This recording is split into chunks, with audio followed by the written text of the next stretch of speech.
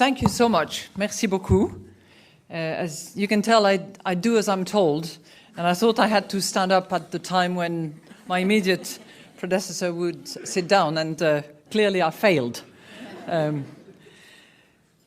Good afternoon, and thank you very much for having me with you. I would like to thank the National Press Club, and especially President Angela Grilling-Keane, for not only inviting me to this prestigious venue, but essentially presenting the outline of what I want to talk to you about now. So it's as if we had prepared that together, which we have not. Now, let me first of all, of course, begin by wishing you all a Happy New Year. I guess it's still time to do that, given that we are just exactly halfway through between our Western New Year and the Lunar New Year, which will loom in a few weeks' time. I think it's also appropriate to wish ourselves a Happy New Year, given what I would like to talk to you about, which has to do with the global economy and what we should expect for 2014. Now, I'm going to test you numerology skills by asking you to think about the magic 7. Okay? Most of you will know that 7 is quite a number in all sorts of themes, religions, and I'm sure that you can compress numbers as well. If we think about 2014, all right, I'm just giving you 2014, you drop the 0, 14, 2 times 7. Okay, that's just by way of example, and we're going to carry on. So 2014 will be a milestone and hopefully a magic year in many respects. It will mark the 100th anniversary of the First World War back in 1914. It will mark the 70th anniversary,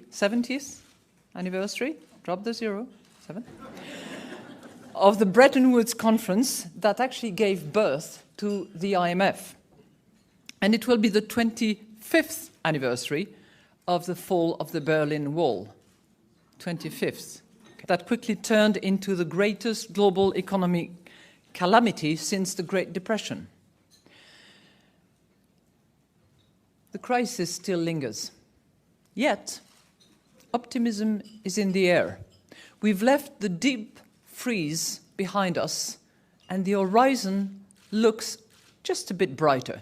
So my hope and my wish for 2014 is that after those 7 miserable years, weak and fragile, we have 7 strong years. Now, I don't know whether the G7 will have anything to do with it, or whether it will be the G20. I certainly hope that the IMF will have something to do with it. Welcome to the Cryptoteacher. And guys, you know I come with that video just to make you think. And basically, this is a reward to y'all getting me to 15,000.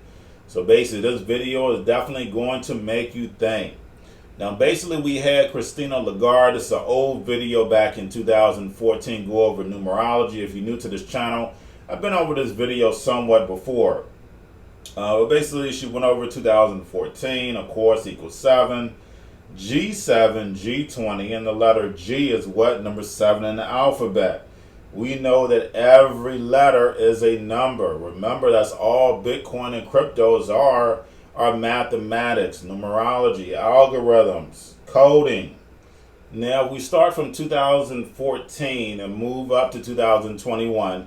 Guys, we know this is a new cycle. So basically, 2021 is where we're going to have the Great Reset. And of course, China is going to rise as a new empire. I've been over that several times. But getting over to what's been going on in the news, and guys, you know I don't like to talk about race because there is no such thing as black and white. And in America, it's the very few places where people go off the race. Normally, if you're in a country, you're going off your nationality. And then maybe you may go off race. But normally, it's nationality. In the United States, of course, it's race. Why? Because that was a system that they built, the Hegelian dialectic. So therefore, the slaves fight each other while the elite get all the money. But getting over into the actual cases. Now, guys, I don't know whether you noticed it or not, but there were 3 shootings that happened as far as what cops were concerned. So there were 3 separate different incidents, and there were 3 cops shot in each one. So, of course, that's 33, the power of 33, 3 and 3. Now, this was leading up to Jacob Blake incident, where of course he gets what? Shot in the back 7 times. The power of 7. And then of course when we look at the scene, we don't see any shell casings, no blood. I'm not going to get into that, but guys, you know where my mindset is at. Plus, if you read my book, you know. Now we move on. Now basically we just had Chadwick who passed away. Now Chadwick, what, was 43. 4 plus 3 is what? 7. His first role where he gets recognized nationally, and I'm talking about as far as getting nominated for awards, was what? Captain America Civil War. And that's basically what we're headed towards. And basically that was the 43rd award, the Saturn Awards. 4 plus 3 equals 7. So guys, do not fall for the witches and warlocks. Remember guys, you may have ears, but you do not hear. You may have eyes, but you do not see. Numerology is very powerful in the universe, guys. But y'all have a wonderful day. It's remarkable how emboldened this guy is and the criminals in general right now. Chicago police detail the moments leading up to a shootout with an offender Thursday morning. Police were called to the 4800 block of North Avenue in the Austin neighborhood, where they found a stolen white Porsche. The officers are right there, and this guy walks right past the front of the officer's car and just jumps in this vehicle, trying to start it and drive away while the officers are right there. The officers immediately jump out of their squad car, and after a brief struggle, they arrest Lavelle Jordan. The 26-year-old was then taken to the 25th district for processing. The officer walks around, he opens up the door. By the time he opens up the door, he's immediately shot in the face. Police say Jordan hid a gun in his pants and was able to access it on the way to the police station. That's what he used to fire several shots, hitting one officer in the face and 2 others in the hip and back. He's cuffed in the back, he's put in the car, and that's what he does.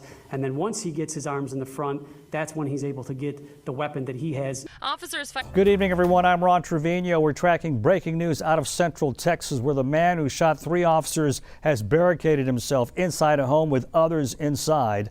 The Cedar Park Police Department says 3 police officers were shot while responding to a domestic disturbance at a home just before 4:30 this afternoon. Those 3 officers right now remain here at the hospital. 2 of them, we're told, were saved by their bulletproof vests, while one of them right now is awaiting surgery as we speak. This, as we're told, they were involved in what's being described as an ambush shooting just minutes away from where we're standing. We're going to give you a live look at the scene right now. That's where police say a woman called 911 about a home invasion.